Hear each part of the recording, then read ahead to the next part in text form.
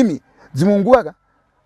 munhu akakwana chaicho anosungira dhirau kunhengo yangu osungira chidhina kudai chichirembera apa hanze famba munhu akakwana chaicho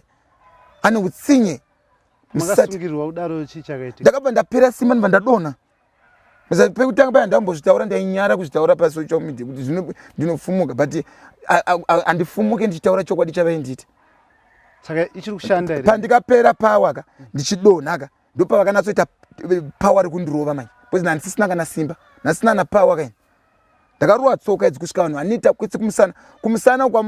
kumusana kwandikazororwa kuri nani kune makumba ndakasakadzwa makumba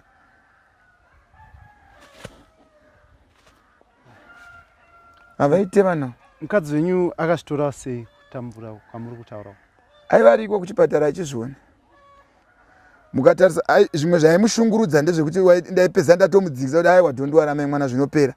ndakazvimba makumbo cheni dzakandisunga makumbo acho ndakasungirwa pamubhedha ndaitiza nchenda ndikusenzesa katheta pakuti aweti ndakaiswa pamadhiripi handimaona ndosungirwa cheni kana ndimi ende mijasti ndichwavafambire nyaya yangu yekunzi